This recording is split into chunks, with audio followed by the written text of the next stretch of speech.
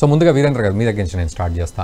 So మనం మొన్నటికి మొన్న కన్వర్ యాత్ర గురించి చాలా విషయాలు మాట్లాడుకున్నాం. మన వ్యూవర్స్కి కూడా దానికి సంబంధించి చాలా డీటెయిల్స్ ఇచ్చాం. మీరు కూడా చాలా విషయాలు మాట్లాడారు. కన్వర్ యాత్ర యూపీలో ఎట్లా ఉంది and at the same time మన ఓల్డ్ సిటీలో కూడా ఎటువంటి పరిస్థితులు పరిణామాలు ఉంటాయి ఇట్లాంటి సందర్భాల్లో, పండగల సందర్భాల్లో, ఇవన్నీ కూడా మీరు మాట్లాడారు. సో ఈరోజు పాకిస్తాన్ జర్నలిస్టులు కూడా దీని గురించి మాట్లాడడం, ముఖ్యంగా ఈ సినేరియో అంతా దేనికి సంకేతం అనుకోవాలి? పాకిస్తాన్ యొక్క అత్యుత్సాహం, అమెరికా దానికి చక్కగా సమాధానం ఇవ్వడం, ఇదంతా ఎటువంటి పరిస్థితి అనుకోవాలి మనం? ఇందులో ప్రేక్షకులందరికీ నమస్కారం అండి. అయితే ఇప్పుడు మనము కన్వర్ యాత్ర గురించి గతంలో మాట్లాడుకున్నాము. ఇప్పుడు మళ్ళీ అయితే ప్రపంచవ్యాప్తంగా ఏదో దేశంలో అనుకున్నాం, ప్రపంచవ్యాప్తంగా ఒక డిస్కషన్ అయితే వచ్చింది.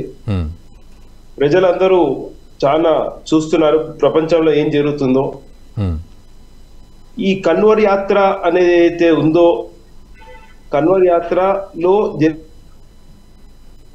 అపశృతులు అంటే భక్తులు ఎంతో నియమంతో ఈ కన్వర్ యాత్ర చేసుకుంటూ వారి భోజన వ్యవస్థ కోసము ప్రభుత్వము అక్కడ వారికి చేయడానికి ఒక శుద్ధమైన ఆహారం ఇప్పించడానికి కోసము, ఎటువంటి కలుషితం లేకుండా ఇచ్చే ఆహారం కోసం ప్రయత్నిస్తుంటే దాన్ని మతపరంగా చూస్తుంది ఈ కొన్ని వర్గాలు. మీరు శుద్ధి శుభ్రంతో చెయ్యరు, హలాల్ అంటారు. హలాల్ ఎట్టి పరిస్థితుల్లో ఊరుకునే లేదు. హలాల్ ఫుడ్ వీళ్ళు తినాల్సిన అవసరం లేదు. వారి ఇష్టం వచ్చినట్టు వాళ్ళకి నచ్చిన తింటారు.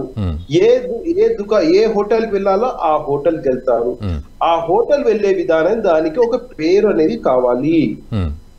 ఎందుకు అంటే గతంలో ఆ పలానా హోటల్లోనే భక్తులను కొట్టడం, రాళ్ళు రువ్వడం జరిగింది.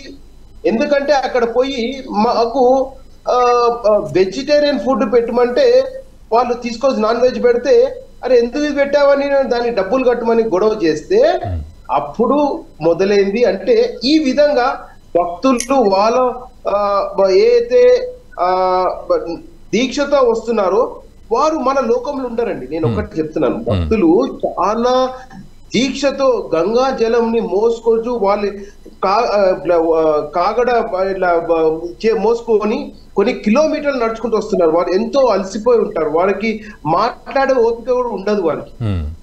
వారు ఏమనుకుంటారు, రాగానే హోటల్కి వస్తే అక్కడ అన్ని హోటల్ ఏమనుకుంటారు, అన్ని వెజిటేరియన్ హోటల్సే అని అనుకుంటారు. ఆ హోటల్లో కూర్చొని ఫుడ్ ఆర్డర్ చేసాం, తెచ్చారు, తింటున్నాం అనుకుంటారు. కానీ వీళ్ళు ఈ అపశృతి ఈ రకమైన గతంలో ఆ గొడవలు జరిగినప్పుడు భక్తులు నాకు ఈ రకంగా ఇబ్బంది చేసామని ప్రశ్నిస్తే వాళ్ళని కొట్టడము, వాళ్ళని తన్నడము, రాళ్ళు కొట్టడము ఈ విధంగా జరిగింది. అది జరిగింది కాబట్టే ఇప్పుడు ప్రభుత్వం ఏమంటుందంటే భక్తులకి ముందర బోర్డు చదువుకొని వెళ్తారు, ఇది నాన్ వెజ్ హోటలా, వెజ్ హోటలా, ఈ పలానా వ్యక్త, ఈ హలాల్ హోటలా అని అడుగుతున్నాం. అంతే తప్ప కొన్ని శక్తులు కావాలని ఈ విధంగా హిందువులు, ముస్లింలు అరే అక్కడ మీరు ఎందుకు వస్తారండి, అంటే అక్కడ కాగడ దానికి పుణ్యస్థలానికి పోతుంటే ఈ పలానా వ్యక్తులు వీళ్ళు అక్కడ రావాల్సిన అవసరం ఏమున్నది? మక్కా దగ్గర వీళ్ళు ఉంటున్నారా? హిందువులు ఉంటున్నారా? ఉండరు. జెరూసలేం దగ్గర హిందువులు ఉంటున్నారా? ఉండరు. మరి ఎంత చేసుకోవాలి? మీ పొట్ట తిప్పలకు పోయినప్పుడు అనిగనిగి ఉండి చెప్పిన మాట వింటారా, లేదా ఈ దౌర్జన్యం చేస్తారా? ఇప్పుడు చూస్తున్నారు లండన్ లో ఏ పరిస్థితి, ఏ దౌర్జన్యం చేస్తున్నారు. జర్మనీలో చూడండి ఏ విధంగా దౌర్జన్యం చేస్తున్నారు. అక్కడ స్థానికులను తంతున్నారు, గుద్దుతున్నారు. అప్పుడు అయ్యా బాబు శరణం అనుకుంటూ పాకిస్తాన్ నుంచి, ఆఫ్ఘనిస్తాన్ నుంచి పోయి కాలేలా పట్టుకొని ఆ దేశంలో లండన్ లో పోయి ఏమంటారు ఏం వీసాది మన శరణు వేడుకొని పోయి అక్కడ పోయి ఉంటే అటువంటి వ్యక్తులు ఈ రోజు వారిపై దౌర్జన్యం చేస్తున్నారు.